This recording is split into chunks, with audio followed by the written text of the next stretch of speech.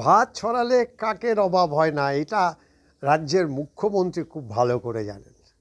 আর তিনি আরও জানেন যে পশ্চিমবঙ্গের মানুষের এখন চাহিদা এমন একটা জায়গায় এসছে, বিরিয়ানি ছেড়ে দিন, সামান্য মোটা চালের ভাত পেলেই যথেষ্ট। মুখ্যমন্ত্রী মানুষের পালসটা খুব ভালো বোঝেন, তো তাই ভোট অন অ্যাকাউন্টে এই সুবিধাটা সুযোগটা তিনি নিয়েছেন। 500 থেকে 1000, 1500 বিভিন্ন পর্যায়ে যারা কাজ করে, সরকারি কাজ করে, সরকারি প্রকল্পে, যেমন আশাকর্মী, সিভিক ভলেন্টিয়ার্স, পার্শ্ব শিক্ষক, লক্ষ্মী ভাণ্ডার, এদেরকে মুখ্যমন্ত্রী ওই 1000 থেকে 500, 1500 এভাবে ছড়িয়ে দিয়েছেন, জানে এটাই ভাত, এবং সেটা নেওয়ার লোকের অভাব নেই। পশ্চিমবঙ্গের মানুষের এখন যে অবস্থা, যা পায় তাতেই লাভ, আর যেটা পাবে সেটাই তারা মনে করে যে এটা তাদের এটুকুই পাওনা। আর মুখ্যমন্ত্রী সেটা খুব ভালো করে জানে, দেখেই ঠিক এইভাবেই পুরো বিষয়টাকে তিনি দেখেছেন এবং ভোট নেওয়ার একটা সহজতম রাস্তা তিনি বাতলে দিয়েছেন। মুখ্যমন্ত্রীকে এই অনুসরণটা কিন্তু সমস্ত রাজ্যেই করে। দেশের বিভিন্ন রাজনৈতিক নেতারা, দিল্লির সরকার, তারা নাকি খুব বড় বড় উন্নয়ন করেছেন, দেশকে 5 ট্রিলিয়নের দিকে নিয়ে যাচ্ছে, ভারত থার্ড ইকোনমিক কান্ট্রি হিসাবে পৃথিবীতে উঠে আসছে। অথচ যখন ভোট আসে তখন এই উন্নয়নের স্বপ্ন দেখানো ফেরিওয়ালারা, তারা ওই টাকা বা বিভিন্ন খাতে ভাতা দেবার একটা পরিকল্পনা নেয় এবং মতলব নেয় যেভাবে হোক ভোটটাকে আদায় করে নিতে হবে। আর তার সাথে তো হিন্দু মুসলমান ধর্মভেদ তো আছেই, জাতিভেদ আছে। রাজ্যের মুখ্যমন্ত্রী এদের সবার উপরে যায়, তিনি পালসটা খুব ভালো করে বোঝেন। কারণ বাংলার 68% হচ্ছে রুরাল এলাকা, অর্থাৎ গ্রামীণ এলাকার ভোট। আর গ্রামীণ এলাকায় দিনের শেষে তারা সেটাই সত্যি বলে মনে করে যেটা তারা হাতে পায়। এই লক্ষ্মী ভাণ্ডার 1000 থেকে 1500 হয়েছে, অর্থাৎ একটা বাড়িতে যদি 3 জন মহিলা থাকে, 3 পাঁচে 15, 4500 টাকা। এই অভাবের সংসারে বা এই বাজারে যদি সেটা মাগনা পাওয়া যায়, অসুবিধার কি আছে? বিরোধী দল বলছে তারা ক্ষমতায় যদি আসে 2000 না 3000 টাকা দেবে, এরকম কিছু একটা বলছিল, কিন্তু সেটা তো মানে আনসার্টেন, অনিশ্চয়তা, তারা যে আসবেই এমন তো কোনো কথা নেই, তাই না? তাই মুখ্যমন্ত্রী যেটা দিচ্ছে সেটা তো শিওর শর্ট, এবং মুখ্যমন্ত্রী পালসটা জানে দেখে এপ্রিল পর্যন্ত অপেক্ষা করেনি, তিনি একেবারে ফেব্রুয়ারি মাস থেকেই সেটা চালু করে দেবেন। বিরোধীরা অনেক কথা বলছে, রাজ্যের নাকি দায়ভার, লোন 8 লক্ষ কোটি টাকা হয়েছে, নিকুচি করেছে 8 লক্ষ কোটি টাকার দান। 8 লক্ষ কোটি টাকা ধার করেছে, কার টাকা? কে কার টাকা ধার করে? বেশ করেছে।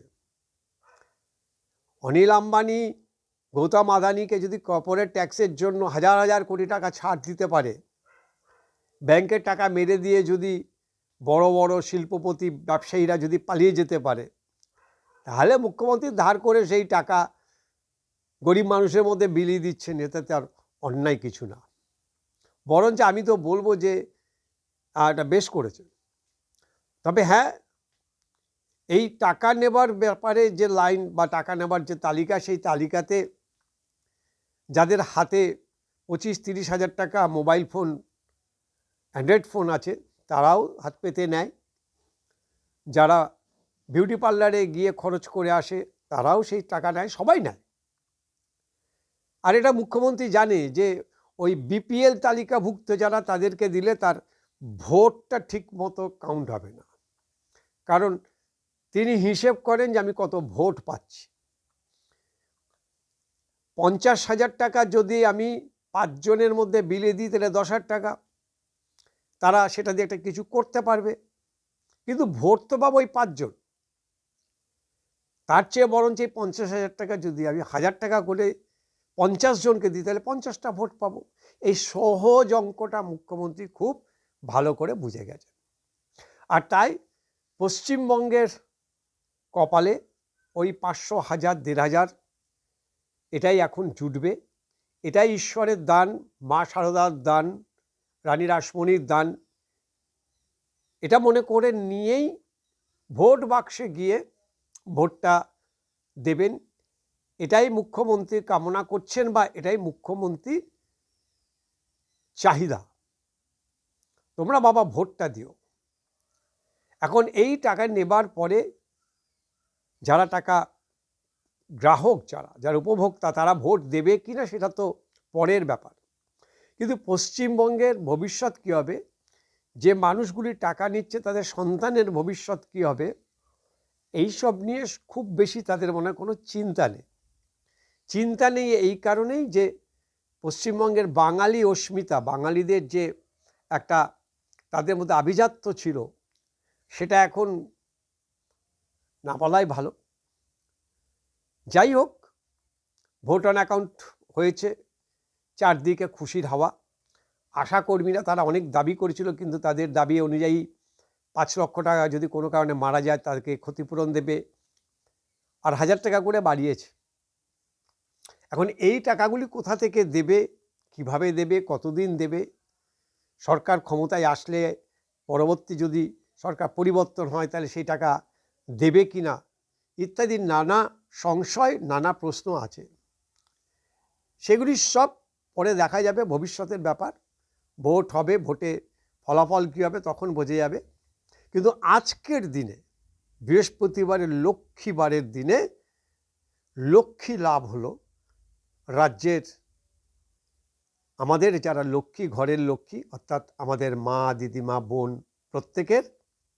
একই সঙ্গে যে সমস্ত ছেলেরা বেকার ঘুরে বেড়াচ্ছেন, যদিও তাদের খরচের কোনো হিসেব নেই, রাস্তাঘাটে বেরিয়ে যেভাবে দেখি যে বেকার ছেলেরা খরচ করছে, সংশয় কোথা থেকে সে টাকা তারা পায়। কিন্তু এবার আরও বেশি করে তারা টাকা পাবে, কারণ 1,500 টাকা করে তাদেরকে বেকার ভাতা হিসাবে দেবে আগামী 5 বছর, অর্থাৎ পরের ভোট পর্যন্ত। এই সবটা মিলিয়ে আজকে মোটামুটি বাংলার একটা চালচিত্র ধরা পড়ল। বিরোধীরা যথারীতি চিৎকার আরম্ভ করেছেন এবং প্রধান বিরোধী দল যারা স্বপ্ন জাল বুনছেন যে রাজ্যে ক্ষমতা দখল করবে, অর্থাৎ সে বিজেপি, তারা বলছেন নাকি অন্নপূর্ণা নাকি একটা প্রকল্প আছে, সেখানটায় মা বোনদের 2,000 টাকা করে দেবে। আবার বিরোধী নেতা বলে বসেছেন 3,000 টাকা করে দেবে। ওই যেটা প্রথমে বললাম, ভাত ছড়ালে কাকের অভাব নেই, কিন্তু পাশাপাশি কথা আসে যে এ টাকা দেবে কে। বাংলা একটা কথা আছে না, সেই লাগে টাকা দেবে গৌরী সেন, সেই গৌরী সেনই টাকা দেবে, অর্থাৎ আমাদের ঘাড় ভেঙে আমাদেরই দেবে। সমস্ত জিনিসের দাম বেড়ে যাবে, ট্যাক্স বেড়ে যাবে, আপনার আমার বাড়ির পাশে রাস্তাগুলি ভেঙে পড়ে যাবে, গর্ত হয়ে যাবে, হাসপাতালে বেড পাওয়া যাবে না, অ্যাম্বুলেন্স পাওয়া যাবে না, সমস্ত প্রাইমারি স্কুলগুলি বন্ধ হয়ে যাবে, সরকারি স্কুল প্রায় বন্ধ, শিক্ষা তো নেই, স্বাস্থ্য পরিষেবা ভেঙে পড়েছে, চুরি, জোচ্চুরি, কাঠমানি, তোলাবাজি, বাংলার একটা সুন্দর একটা শিল্প সম্ভাবনা আপাতত আমরা আজকে দেখতে পেলাম। ভবিষ্যৎ কি বলবে, ভবিষ্যতে কি হবে সে নিয়ে খুব বেশি চিন্তা করে লাভ নেই। নগদ নারায়ণ হাতে যা পাচ্ছে সেটাই লাভ, আর সেই লাভের অঙ্ক কতটা তৃণমূল কংগ্রেস নেত্রী সুপ্রিমো রাজ্যের মুখ্যমন্ত্রী ঘরে তুলতে পারেন, তার জন্য আমাদের অবশ্যই অপেক্ষা করতে হবে।